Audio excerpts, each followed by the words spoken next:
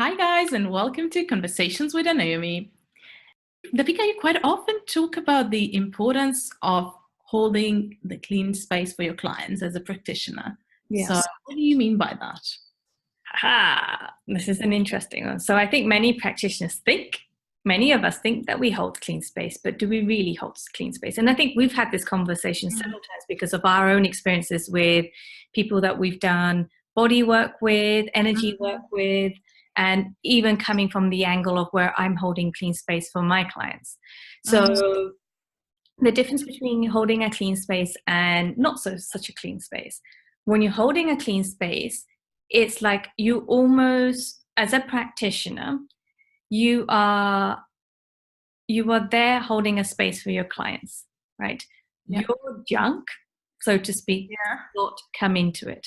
You're not talking about yourself, which I think you've experienced quite a lot when you've had body work done. Like the practitioner's been talking about her stuff, and it's like, well, hang on a second, this is my time. I've had the same experience, and it's not nice because it's like the focus comes off the client and it goes on to the practitioner, which isn't fair for the client, and the client has come for that space. And then I lost my trail of thoughts, but I will come back onto it.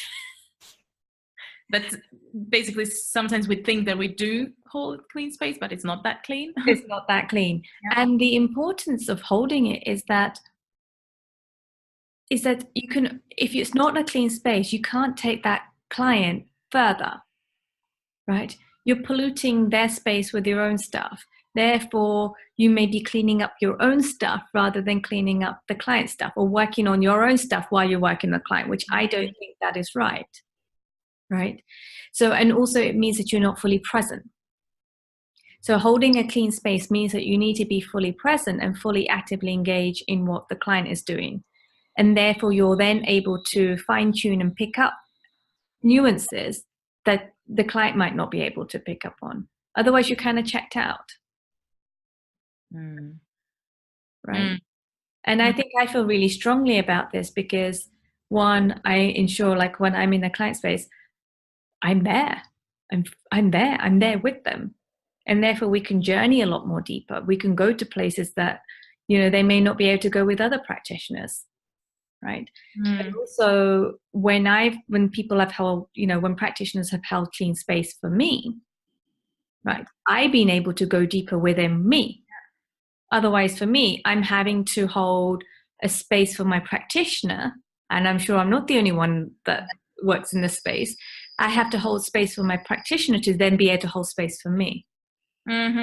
Which is like, so what am I paying for? Yeah.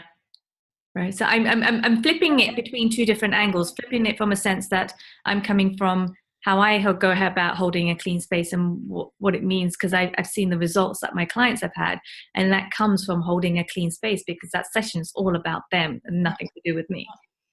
Although I may bring in examples of my experiences in life, but that's an example to show how I got from A to B. And let me ask you a question. Does it require a special level of preparation as well from the practitioner point of view? It depends. Heading into a session, or? It depends on the person. Well, I just go into an altered state and I can go in quite quickly. So it could be within seconds or minutes. But sometimes some people, it may help to meditate.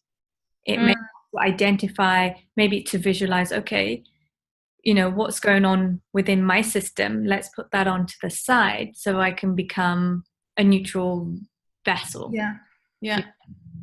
And then also just constantly checking in. Well, I think some people may need to check in because they may flip in between holding space with the clients and not holding space with. Whereas for me, I literally leave me on the side and then I'm there with the client. So it's almost like I embody the client, hold space with the clients and expand it.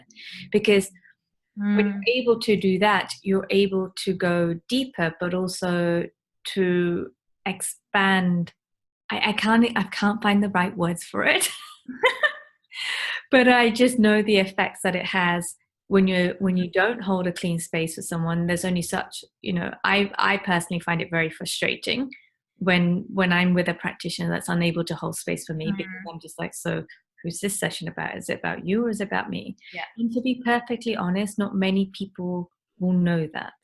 Many people will think that it's okay for the practitioner to talk about their stuff. Yeah, your face says it all. Yeah. And Ines, she basically told her practitioner to stop talking. Yeah. Because I think I felt it directly affects the level of service, the quality of service that someone provides, right? So exactly. Just on the other side, that's not the one who receives it, right? So I think there's two things. So if you're a practitioner, ask yourself, am I fully present and holding a clean space for my client, or am I bringing my own shit into my client's session and working on my shit while I'm working on the client? Whether you're a body practitioner, energy practitioner, a coach, you know, in that sense, I think that's unethical, to be honest. And because, for example, just one thing, a doctor, you wouldn't go and see a doctor and then the doctor tell you their medical issues, would they? Yeah. They wouldn't tell you how great a day they're having or how shit a day they're having. Yeah. Right. So think about it, that I think that has more ethical guidelines than, you know, coaching or energy work or body practitioners do. I'm sure there is some stuff, but from what I've seen, not many people honor it or practice it. And then from a person that is receiving, whether it's body work, energy work, coaching, or any other services, you know, is the practitioner holding a clean space for you? Are they talking about their stuff, or are they fully focusing on you? Because that's what you're paying for. Yeah. Wow. And do what Ines does and speak up and tell them to shut up if they're not speaking too much. And I think I'll close it here. Thanks a lot, and thank you guys for watching. Until the next CWA. Bye. Bye.